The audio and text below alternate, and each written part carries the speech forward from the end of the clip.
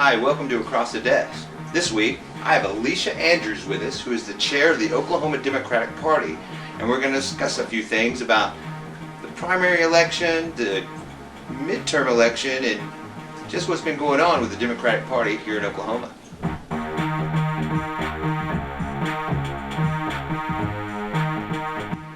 Real quick, before we get started, if you like the content of this channel, the best way you can support it is to go down here to the little blue tile and click subscribe. Subscribing is really the best way you can support the work I do. Also, go to my website at kitfairchild.com, where you will find information to other merchandise like my book 10 Lessons of Conservative Cowardice, as well as other videos out on YouTube. On with the show. Hi Alicia, thank you so much for coming on the show. I had you on almost exactly a year ago, and it was a really good show. It was very informative and everything, and I'm so glad that you're back. Thank you very much. Thanks for having me, and I enjoyed it last time. I thought we got good information out there, and I'm hoping we do it again this time. Yeah. So, what has the Oklahoma Democratic Party been doing here lately? I know we've had a primary. It's been really busy, midterms and everything else. You did a lot of recruitment. I saw that. You guys have been doing a lot with the candidates and trying to get them out there. What more can you tell me about that? So, in the year since I was here last, there was tons of recruitment, and no, I didn't fill the entire slate, but the candidates that we did recruit this cycle were much better qualified, absolutely who we needed to run. The fact that we had 6 candidates running for the U.S. Senate seat, and they all represented a different slice of Oklahoma. Oh, yeah. I'm particularly proud of, and so we've been doing that, and we've been, encouraging our candidates to get out there and be where people can see them, and now we're really focused on voter turnout. What can we do to make sure that we get voter turnout to be higher than what they're predicting? Yeah. Do we know about how many Democrats showed up for the primary? Here, I bet it was pretty low. So for the primary, it was less than 20%. Depending on it, I say 15. Some people say 17, but I know that there were independents that voted on our ballot. Okay. So it was about 15% of Democrats. I am convinced that we can do better than that. Okay, yeah, because let's see, in 2018 for the primary general election, total overall was 21% of people showed up to vote. That's Republicans, Independents, and Democrats. That's 1 in 5 registered voters showing up to vote for a general election. Even though it's a midterm, it's still a main election. So, yeah, what can we do to win? Does that really say, hey, if we only have 20% of Republicans also showing up, pretty much if we get like twice that, 40% of Democrats? If we get 40% of Democrats, all of the numbers are writing us off and saying that what we do doesn't matter. But if we outperform the numbers, we outperform the predictions, and we have a chance to flip some seats. And that's really what we have to work on. Oklahoma is tied for last place in voter turnout, and not just for Democrats, but across the board in voter turnout. And I think that shows in the results that we get. I mean, we are a state who's pledged to execute someone every 4 weeks. Oh, man. We are, while calling ourselves the most pro-life state. Yeah. We are a state who hasn't spent our COVID money. There are all of these things, and I think it's a result of how we vote and how few people are engaged in the process. Yeah, you're right. So the fewer people that are engaged in the process, those 20% that voted last time elected Stitt into office. That was all it took for him to win. All it took is 1 in 5. And that's of registered voters. That doesn't include people that aren't registered. That's just the registered ones. 1 in 5 of those people showed up. So it's so important. Yeah, it's so important that we show up to vote. Because, right, I mean, if we just had 1 in 2 Democrats that are registered, that really seems like an awful statistic. Just half of them, we could win races. Definitely, because we know the Republicans aren't showing up either. But that's exactly right. We could win races, and we could, shed our reputation of being a scandal-ridden, corrupt state. Yeah. And that's where we are right now. Oh, man. So, is that a big problem, why people just check out of the process? Because of all the corruption, because of the gerrymandering, because they just feel like...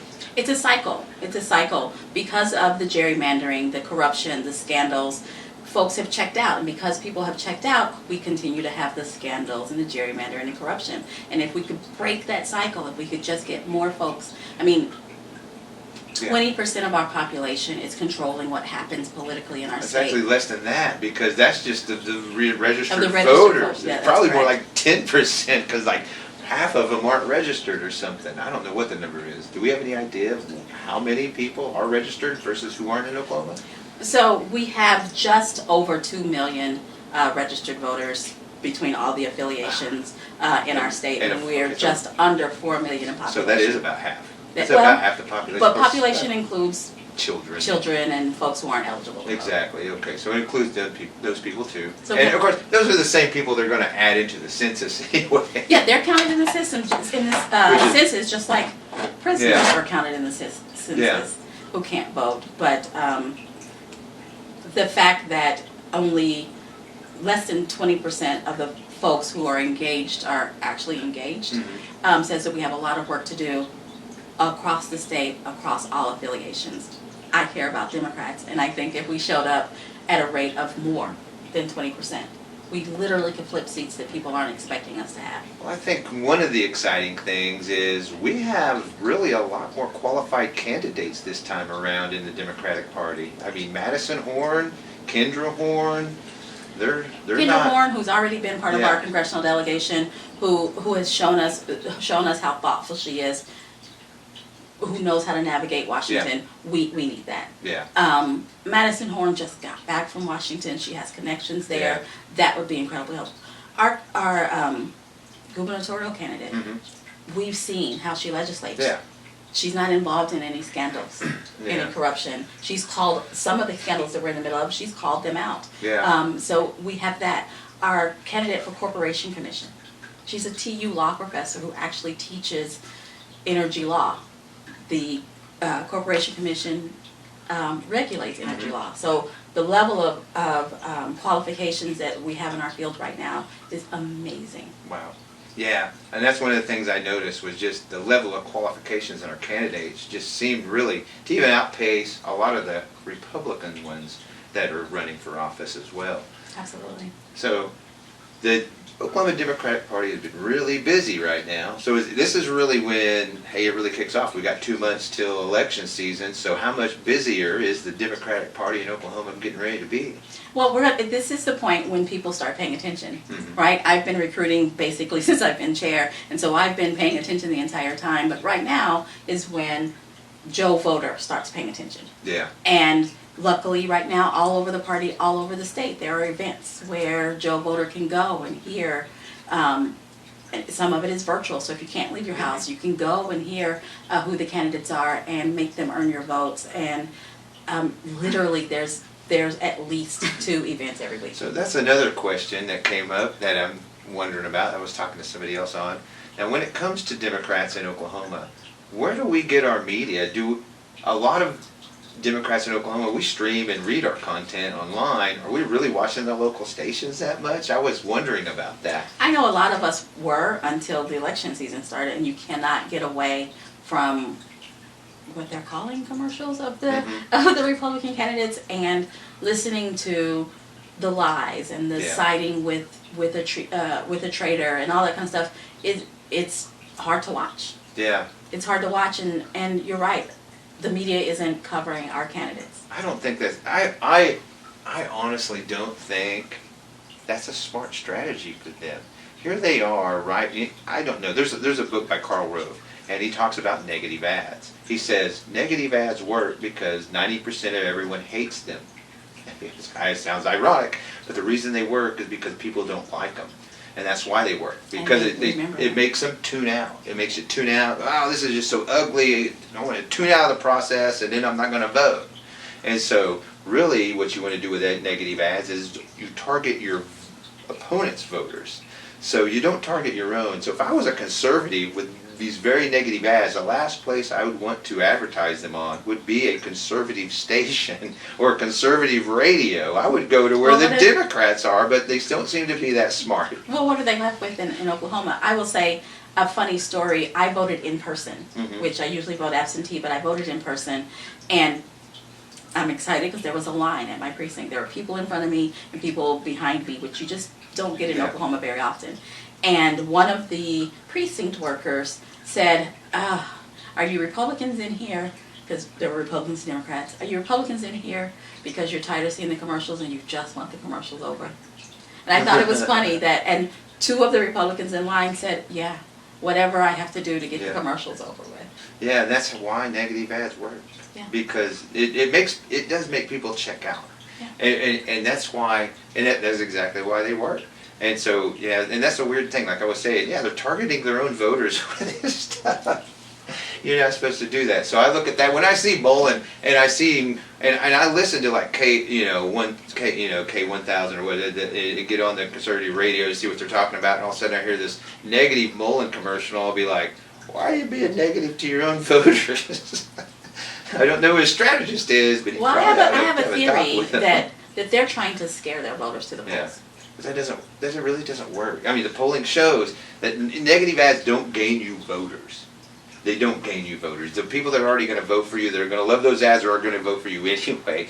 That's not what they're designed to do, right? So, But think about how people get elected in Oklahoma. Yeah. It's by making people stay home. yeah, by making people stay home. By And making that's- people stay home. And that's exactly what Karl Rove says why they work. Because he said, for every voter we get to stay home of our opponents is as good as a vote for us. So think about that when you sit at home and don't go out and vote, Democrats. It's as good as a vote for the other guy if you don't go out there and vote. If you don't get off your butt, if you don't fill out that mail and put it in, if you don't go down to the polling place, they're going to win. They're going to win. Yeah, because that's their whole plan, to make you sit at home and check out. That's the whole goal. Yeah. Sad. So I guess the other exciting race is, the big and exciting polarizing race, I would say, would be the one for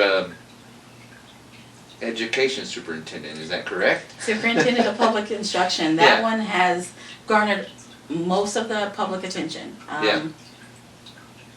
I'm gonna stay nice because my grandma's still alive. I But got yes, you. that's the one. That's the one. That's garnered a lot of the negative public attention. Mm-hmm. You couldn't get away from it. But the reality is because education is on the ballot. Yeah, it is, because, and also Joy Hoffmeister, who holds the seat that Walters is running for governor, and who's Walters, boy, who's he the boy of? That would be Stitt. That would be And Stitt. so Stitt's running against him, so this is a big education thing, so we can say Joy's the problem, don't vote for her, right? Well, and that's a lot of their message, and they're not even bothering to like draw dotted lines. They're just saying corroborate anything. Yeah, they're saying just what'll saying stick. it, and I think maybe it will help us. Yeah. Just as you said. I think so. That when you target your voters and you make them stay If home. you do, yeah. And he is going I mean- full on negative, full on culture Exactly. wars. Yeah. And I hope, I I want everybody to participate, Yeah. but if it makes his voters stay at home, all the better, Yeah. because we have a I feel confident better saying this because qualified. Republicans don't watch this show, but yeah, that is poor strategy. If you're going to do negative ads work, Democrats. They do negative ads. But if you're going to put together a negative ad, if I was a Democrat, I'd be advertising it on those Republican shows on AM 1000. I wouldn't be doing it on any kind of streaming show or go put it on the Lost Ogle or anything like that. I wouldn't do it there because it's not going to be effective. You're only going to dampen your own voters. So yeah, more power to them. Waste your money. Waste Put your it out money there. and let our teacher be yeah. your candidate, Exactly. who's still in the classroom, still in touch with teachers, and he's 'Cause hearing how Yeah. what the rhetoric that I don't even want to say his name, but the rhetoric that he's peddling. Hmm. Gina Nelson is still in the classroom. Yeah. She sees directly how it's Yeah. affecting teachers, and I think that gives us the advantage. Again, a very qualified And she's candidate. so more qualified than She's he more is. qualified. She's Way. more personable, Yeah. and again, she's in touch with the teachers. He's been removed from the And- classroom for a while. And considering how the race was not that far apart, I mean, it was pretty close between him and his primary challenger. I think there's several Republicans that will be ready to jump ship just to keep him out because they know he's a danger to public education. He really is. I've had conversations with Republican teachers. Yes, I've had conversations with Republican teachers who are ready to vote for Gina Nelson. They're ready for that. They're ready for it. Yeah. They're ready to vote for Gina Nelson. There's a bucket. And then there's the bucket of folks who will vote for anybody but Yeah. the guy at the top of the ticket on the other side. Yeah, exactly. Exactly. Well, that's about all the time I think I have today. Well, that went fast. I know, doesn't it? 15 minutes goes by quick around here these days. Well, anyway, Alicia, thank you so much for coming on the show today. Thanks for having me. I really appreciate it. Thank you for everything you do with the Oklahoma Democratic Party, getting out there, recruiting the candidates, helping the candidates with their elections, and hopefully we can get them into office. If people will get out and vote, let's go vote. We Show up, take a friend. Show up. Yeah, take a friend. Get out there. You just don't say, oh, somebody else is going to do it, because I guarantee you're going to look at it and 21% of you will show up if you think that way. Really. Alrighty, we're at 75 days today. While we're filming this, we're at 75 days. You got 75 days to educate yourself, educate your friends, and get out and vote. Exactly. Thank you, everybody. Let's cross the desk, and we'll see you next week.